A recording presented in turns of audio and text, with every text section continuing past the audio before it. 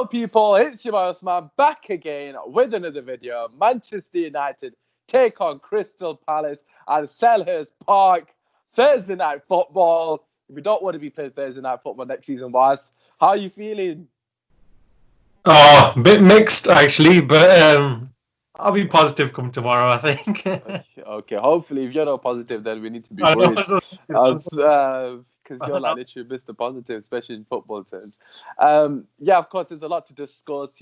Just quickly, couple of injury updates. Ole Gunnar Solskjaer has said that Luke Shaw and Williams are both fit to play. Of course, they both went injured actually, and sadly, which was a 2-2 draw against Southampton. Nevertheless, like I said, we got another game tomorrow. They're coming thick and fast at the moment. We do have a game on Sunday as well, so we need to take that into consideration. Just quickly, on that game on Sunday, as we know, it's against Chelsea in the FA Cup.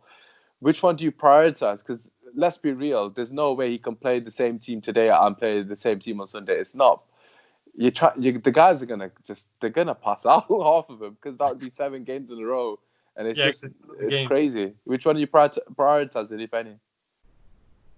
Oh, you know what? Because we're so close to actually winning the FA Cup as well. It's a trophy end of the day, isn't it? And we've not won anything like trophy wise. So obviously Premier League, you want to get into the top four, yeah. Right. Well, if you can go like 2 or 3 goals up against Palace, maybe you can potentially rest one or two. But because Palace do concede a lot, so priority wise, obviously Premier League are Yeah. prioritized. But then if you can rest a few, then maybe you'll start a strong team against Chelsea. I don't know. Yeah, you need probably a Garlo, rest Martial, and people like that. A string, players on the bench and stuff. They should be enough for Chelsea. Maybe I don't know if they're going to rest any players. I doubt it, but because Well, they've had a they have had a few good. Obviously, they won last night against Norwich 1-0. few. But yeah, I know, fantastic. Their fans think that they've won the World Cup. But look, at the end of the day, I'm not making excuses. But they do have 4 days rest. For some weird reason, we've played 3 games in 6 days, and Chelsea have got 4 days rest. Again, I'm not using that as an excuse. But I completely agree. I'm at the point now that it's squeaky bum time, so to speak. We've got no room for error, and I don't actually care about the FA Cup anymore. It's got to that point. Although I initially did want to win it because I wanted Ollie to get a trophy. But hypothetically speaking, if we do beat Chelsea, just say we play a strong team, we beat Chelsea, we've still got to play Man City in the final. So it's no means an easy task. And I'm not saying that I'll throw the game against Chelsea because I still do want to win it, of course. But what I'm saying is he has to rotate and he has to trust Fred and McTominay. Um, Maybe Matt even. I don't know. Even Lingard. I don't know. Play some. Obviously, Lingard. A lot of people aren't going to want him to play, but he has to rest Matic for either this game or the next game. Obviously, it's difficult to even say which one to pick because Matic is 32 and he's played every game. We played 5 games in 10, 12 days, and there's no way he can do another 90 minutes here. Surely he looked tired in the last game, was. Yeah, So, what do you reckon regarding obviously just the midfield? Obviously, we could talk about the front line, but the midfield in particular, there's got to be some movement there in terms of change. I mean the only movement can be for Matic as well. Like you said, he did look tired last game. Rightly so. He's a lot older as well, and then he's been playing loads of games back to back, and the Yeah. team's been unchanged as well. So the question is, who do you bring in for Matic though? And as Scott McTominay, It's got to be McTominay, hasn't it? yeah, I mean, you need someone a bit more commanding, who can probably head the ball out from the back as well, cover the defense. Yeah, it Uh, has to be McTominay for me. yeah, Fred, they're both not informed. They need a run of games. Do you know what I mean? And That's true. I mean, against Crystal Palace, you could get away with it. Yeah, because they're not scoring much. I mean, yeah, they got Zaha and they got Ayu and stuff like that. But thing is, I think with McTominay, he should be good enough. This is Man United end of the day, innit? If Yeah, you're not good definitely. coming to these kind of games, and they're battling for not relegation, but they're near the bottom, and they're not scoring many goals, conceding a lot. So yeah, throw in McTominay, rest Matic. Maybe you can bring in Matic for Chelsea. I don't know. We'll see. Yeah, That's a good shout. I think that's probably one of the only changes I would do. yeah, I completely agree. That's the change I would do as well. So we're not going to the team 11. I think we're in agreement that Yeah. everybody else has to stay the same for me. And I heard some people mention that Dan James for Greenwood. I don't think that needs to happen against a team that's going to park the bus. You can play Against Dan Chelsea. James.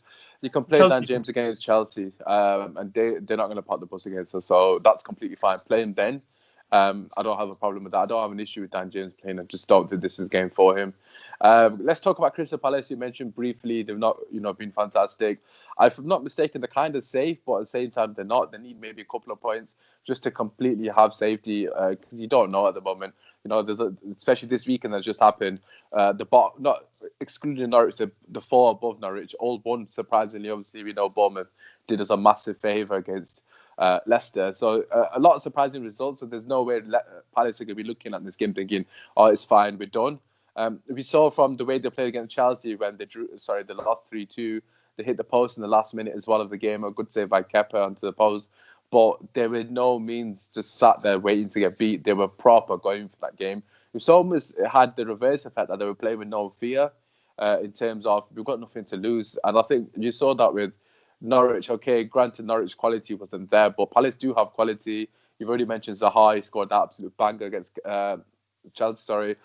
Townsend, I think, is going to play because from what I'm aware of, Benteke is suspended, and that means Ayu's going to be up top. Again, Ayu, somebody can potentially cause us problems. These kind of guys, they always score passes, man. But what do you reckon, Was? How do you think we're going to go and approach this game? How do you think we should approach this game away from home? Well, basically, they're not going to have the same level of pressing like Southampton had. Southampton were really, really well drilled, and the pressing was amazing. You got to give them credit. They're not going to have that. But the thing is, with like you said, like they're going to be of a gung ho kind of approach as well because they can't defend.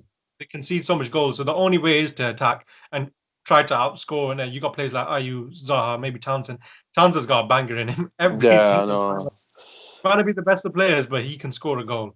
And Ayu is one of those players, so he can give Maguire a bit of a run for his money, I don't know if he scored against us last time. It probably has, to be fair. And Zaha, we know Zaha.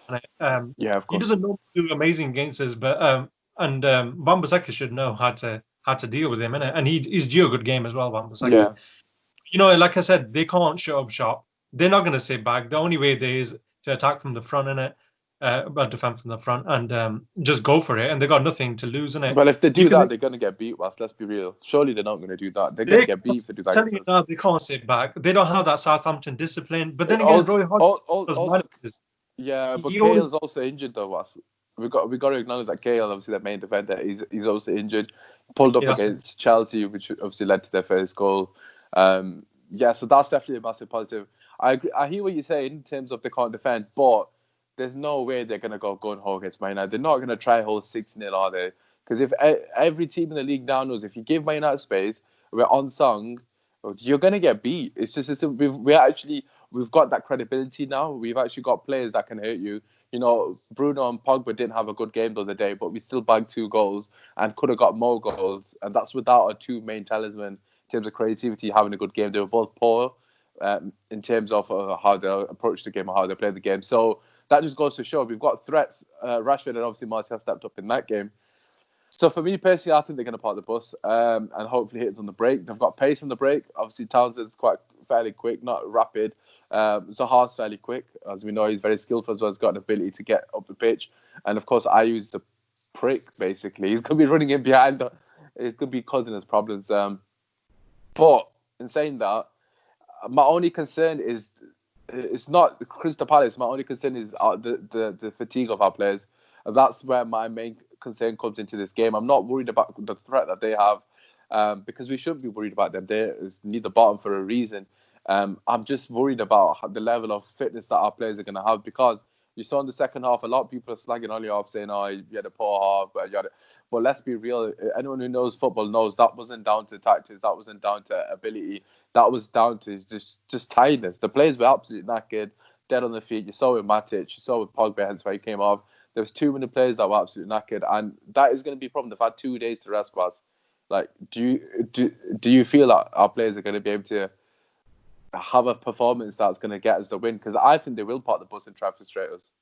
I don't think they're going to park the bus. But they might try to counter-attack. Yeah, they will try to park the bus, but I don't think they've got the players to park the bus. If you know what I mean, like Southampton, comparing with Southampton. But they're going to try counter because they've got pace up front. Come on, Ayu is reasonably quick. Zaha, we know Zaha is skillful and quick, and he could beat a man. So I can see us scoring a lot of goals, but the thing is, it's all about mentality now, and how do we bounce back from the last game? So do we have? I think we have got the players. Pogba and Bruno were not great last game. Yeah. When those two don't perform, we basically don't perform. That's the engine room of the team, innit? So they have to perform. The creativity comes from them too. So I think we'll score quite a few goals, and we should score a few goals. And I think Greenwood will come back into it this time. Like I said, Rashford, Greenwood was more man marked last game. Yeah. Not man marked, but they sussed him out a bit, and then obviously less space for someone like Rashford, which was kind of evident actually. But I think he'll be on Greenwood this time. I think he'll have chances. You need to get players like that into the game. Last game, the weird thing is about Southampton. I don't think many people mentioned it, but once we got into their third, into their half of the pitch, they were poor at the back. Yeah, they were so good up front, and the midfield, they did that job as a unit. When you bypass that, they were jokes, because you saw what that I can't remember which defender was, when it was Ward-Prowse passed it back or someone and he slipped.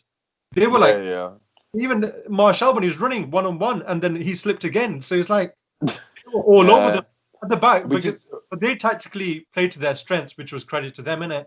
Yeah. But I think Crystal Palace have got enough at the back. Personally, I think there's goals in here. I think 3 or 4 goals for United, personally. Okay. If chances this time. What's your score prediction? What's your score prediction then, Ross?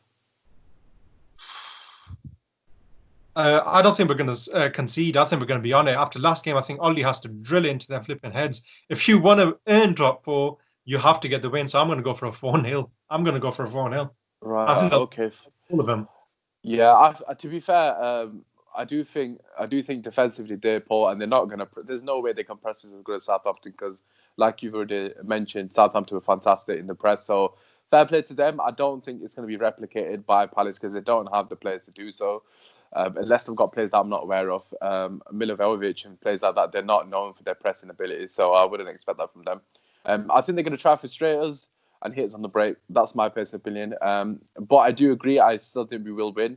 I am a bit more anxious because I feel like fatigue will settle in, so we need to win the game in the first half, 2-0 up first half, and then the third half, as we've done in the previous games, to Southampton, get the job done, see it out. I'm going to go 3-0. I was thinking 4-0, but I'm going to say 3.